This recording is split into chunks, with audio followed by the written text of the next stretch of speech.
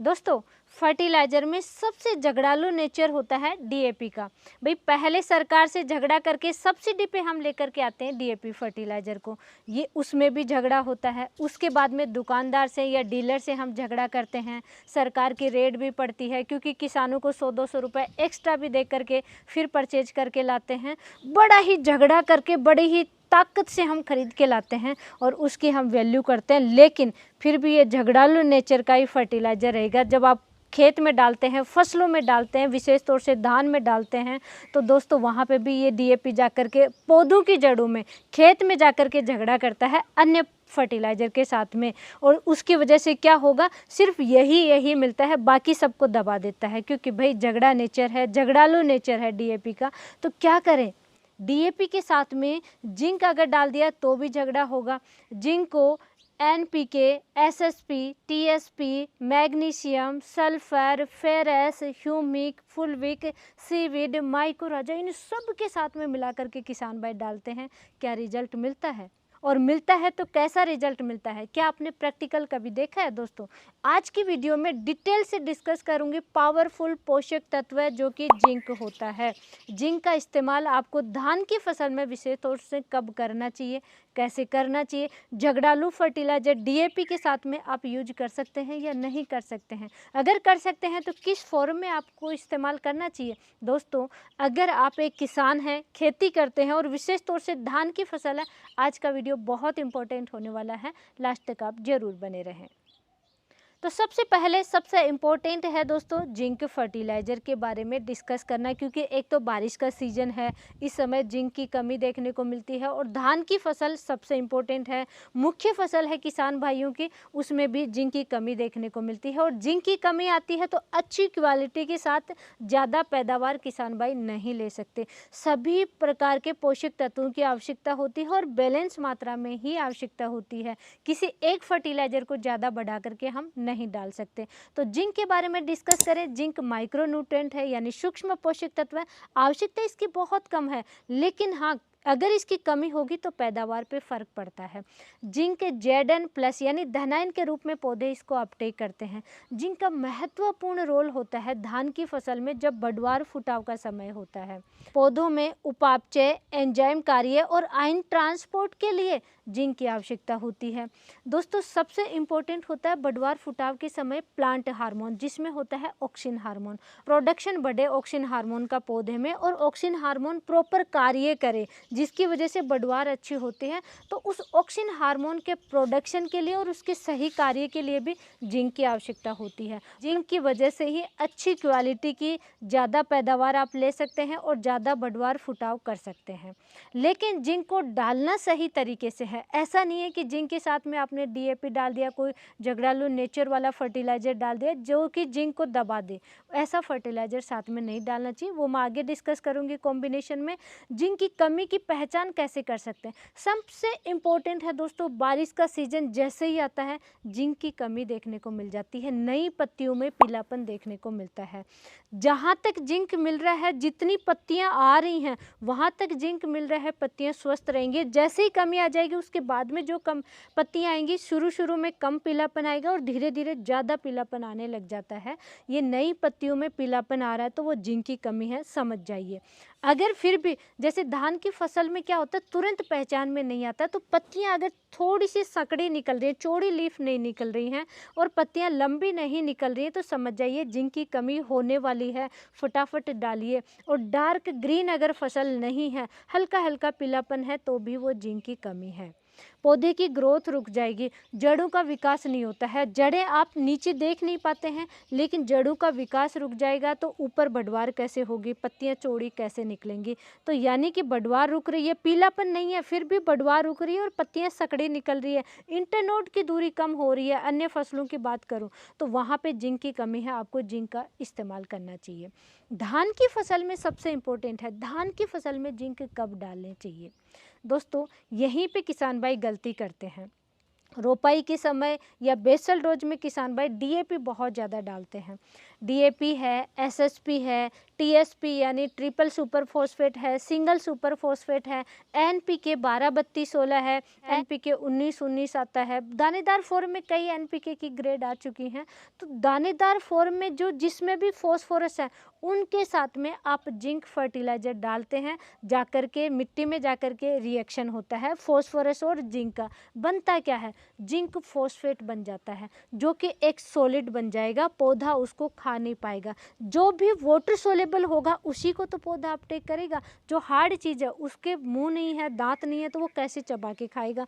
ना तो फॉस्फोरस मिलता है, ना ही वहाँ पे जिंक मिलता है, और पौधा कमज़ोर हो जाता है, फसल कमज़ोर पड़ जाती है। तो ये तो सबसे बड़ी गलती नहीं करनी है। रोपाई के समय या बेसल डोज में या जब भी आप फसल में ये फर्टिलाइज़र आप डाल रहे हैं, डीएपी, एसएसपी, टीएसपी, एनपीके 12-32-16 वगैरह, एनपीके वगैरह, इनके साथ में जिंक सल्फेट का इस्तेमाल करना ही नहीं है। धान की फसल में वैसे भी दोस्तों रूट सेट होती हैं 10 से 12 दिन बाद में। जब भी आप रोपाई करोगे उससे 10-15 दिन तक रूट सेट होती हैं, अच्छे से रूट थोड़ा सा विकास होने लगता है जड़ों का, उसके बाद में आपको डालना चाहिए ताकि फटाफट अच्छा रिजल्ट मिले। फसल है, पौधे हैं, वो तुरंत अपटेक करेंगे और रिजल्ट मिलने लग जाएगा। तो क्या करना है आपको, धान रोपाई के 10 से 12 दिन बाद में, और अगर लंबी अवधि की फसल है तो 15 से 20 दिन के बीच में आपको जिंक तब डालना है। दोस्तों कैसे डालना है वो भी आगे मैं डिस्कस करूंगी, लेकिन अब इस समय आपको जरूर डालना है, क्योंकि उसके बाद में क्या होगा, कल्ले ज़्यादा निकलेंगे, बढ़वार भी होंगे और कल्ले भी निकलने चाहिए। मतलब दोनों काम होना चाहिए, साइड में भी ग्रोथ होनी चाहिए और ऊपर भी ग्रोथ होनी चाहिए। तो सब फर्टिलाइज़र बैलेंस मात्रा में डालना है। जी, मेरा ऑलरेडी डिटेल वीडियो आ चुका है दोस्तों, मैं यहाँ पे शॉर्ट में डिस्कस करूँगी। जिंक है, जिंक सल्फेट है, मैग्नीशियम सल्फेट है, फेरस सल्फेट है, फुलविक है और सीवीड है, ये फर्टिलाइज़र और यूरिया है। ये सब मिक्स करके आपको सही मात्रा में डालना चाहिए ताकि फटाफट बढ़वार भी होगी और कल्ले भी ज़्यादा निकलेंगे। क्योंकि जो फिक्स हो रहे हैं, जो अपटेक नहीं हो रहे हैं, वो भी अपटेक होने लग जाएंगे, और साथ ही ये फर्टिलाइज़र डाल रहे हो तो ये भी अपटेक होने लग जाएंगे। लेकिन धान की फसल में डालना कब है, सेम अगेन कम अवधि की फसल है तो 10 से 12 दिन 15 दिन पे डालना है रोपाई के बाद में। लंबी अवधि की है तो 15 से 20 दिन 22 दिन पे आपको डालना है। उसके बाद में सेकेंड फर्टिगेशन आपको देना चाहिए 30 से 35 दिन के समय। उस समय भी फिर भी आपको लग रहा है कि नई जो पत्तियां आ रही हैं वो छोटी हैं या हल्का पीलापन है, तो उस समय सेकंड टाइम आप डाल सकते हैं। अगर फसल कमज़ोर है तो आपको छिड़काव करके ज़्यादा मात्रा में डालना है। अगर पीलापन नहीं है, आप चाह रहे हैं कि बहुत अच्छा रिजल्ट मिले, तो उस समय आप फिर स्प्रे भी कर सकते हैं सेकंड टाइम। धान में टोटल 2 टाइम आपको जिंक का इस्तेमाल करना चाहिए। अब जिंक भी दोस्तों मार्केट में कई टाइप से उपलब्ध है। देखिए मेरे पास है, ये चिलिटेड है जिसमें कि 12% आता है, EDTA फॉर्म लिखा हुआ होता है।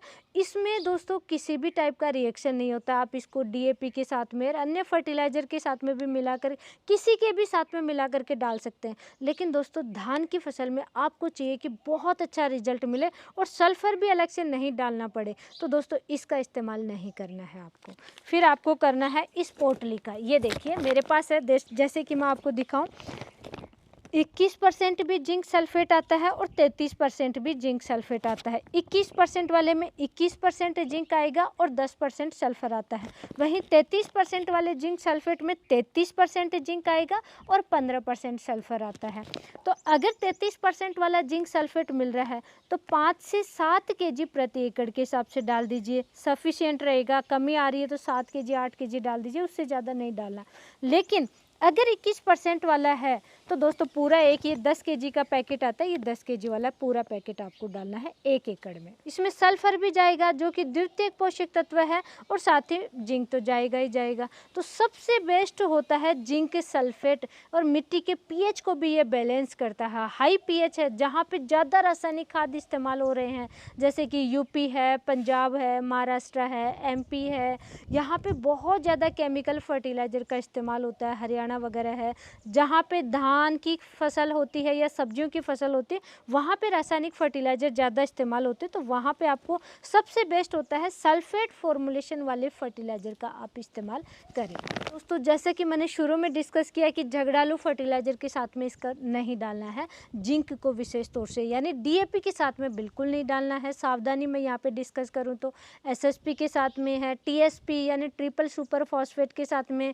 एनपीके फर्टिलाइज़र जो कि ब्रॉडकास्टिंग फर्टिलाइज़र आते हैं, अलग अलग ग्रेड में एनपीके आ रहे हैं, तो इनके साथ में भी आपको जिंक सल्फेट नहीं इस्तेमाल करना है। देखिए, जो पावरफुल होगा और सबसे इम्पोर्टेंट है, ज़्यादा अगर आप यूरिया डाल रहे हैं, ज़्यादा एमओपी डाल रहे हैं, ज़्यादा डीएपी डाल रहे हैं, जड़ों में जो ज़्यादा पोषक तत्व जाएगा वो क्या होगा, पावरफुल होगा। तो अन्य जो पोषक तत्व हैं वो कमज़ोर रहेंगे और जो ज़्यादा मात्रा में है वो पावरफुल होगा। तो कमज़ोर को दबाएंगे, सिर्फ पावरफुल वाला ही अपटेक होगा। तो धान की फसल में विशेष तौर से ध्यान रखिए दोस्तों, भर भर के बैग सिर्फ एक ही फर्टिलाइज़र को नहीं डालना है, आपको सब फर्टिलाइज़र सही मात्रा में डालने हैं। दोस्तों, मेरा ऑलरेडी डिटेल वीडियो आ चुका है कि कैसे आपको डालना है, कौन कौन से सही मात्रा में कैसे फर्टिलाइज़र डालना है, वो वीडियो आप ज़रूर देखिए, जिसमें जिंक है, फेरस है, मैग्नीशियम है, जो कि सारे फर्टिलाइज़र बैलेंस मात्रा में कैसे डालने, वो प्रैक्टिकल हमने आपको दिखाया है। और सबसे इम्पोर्टेंट सावधानी दोस्तों लास्ट में ज़रूर ध्यान रखना, अगर किसी किसान भाई से गलती हो गई है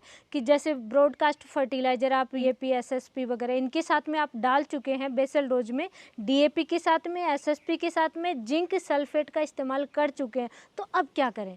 उसके लिए बेस्ट है दोस्तों फुल्विक एसिड का इस्तेमाल करना ही करना है। जब आप फर्स्ट यूरिया डालेंगे उन्हीं के साथ में आप जिंक है और इसी के साथ में आप फुल्विक वगैरह जरूर डालना है। फुल्विक एसिड क्या होगा दोस्तों, बायो स्टिमुलेंट का कार्य करता है फुल्विक और सीविड। तो ये क्या करेंगे, जो फिक्स हो रहे हैं पोषक तत्व वो उपलब्ध करवाने लग जाएंगे पौधों को, और जो रासायनिक फर्टिलाइज़र हम डाल रहे हैं, भर भर के बैग डाल रहे हैं, उनका साइड इफ़ेक्ट भी कम होता है। मिट्टी है वो स्वस्थ रहती है, जड़ें स्वस्थ रहती हैं और जो फिक्स हो रहे हैं वो उपलब्ध होने लग जाते हैं। तो इसलिए दोस्तों आपको फुल्विक एसिड का ज़रूर इस्तेमाल करना है। कुछ किसान भाइयों ने मुझे रीज़न भी पूछा था वो वीडियो देख करके कि फुल्विक क्यों डालें, तो फुल्विक इसलिए आपको डालना है। हम भूलवश कई फर्टिलाइज़र ऐसे डालते हैं जो कि ज़्यादा मात्रा में डालते हैं या कॉम्बिनेशन में नहीं है, फिर भी हम उनको मिक्स करके डाल देते हैं, इसलिए आपको फुल्विक डालना है और साथ में ज़्यादा कल्ले निकालने के लिए सीविड आपको लेना ही लेना है। और दोस्तों एक चीज़ें आप ज़रूर ध्यान रखिए, किसी भी फसल में ज़्यादा पैदावार के लिए विशेष तौर से धान की फसल में फंगस को भी, रोगों को भी कंट्रोल करके रखना है, कीटों को भी कंट्रोल करके रखना है और खरपतवार को भी कंट्रोल करके रखना है और बैलेंस मात्रा में आपको फर्टिलाइज़र देना है। इस तरीके से दोस्तों आप अपनी फसल में अच्छी क्वालिटी के साथ ज़्यादा पैदावार ले सकते हैं। और आज की नॉलेजफुल जानकारी के लिए दोस्तों वीडियो को लाइक कीजिए। आपसे एक ही शिकायत होती है, मेरे वीडियो को आप देखते हैं, पूरा वॉच करते हैं, लेकिन लाइक करके नहीं जाते, तो फटाफट लाइक ज़रूर कीजिए। और हाँ, अगर नॉलेजफुल जानकारी अच्छी नहीं लगी तो डिसलाइक भी ज़रूर कर सकते हैं, लेकिन अपना एक्शन ज़रूर देना है। और कोई भी क्वेरी है कमेंट ज़रूर कीजिए। धन्यवाद।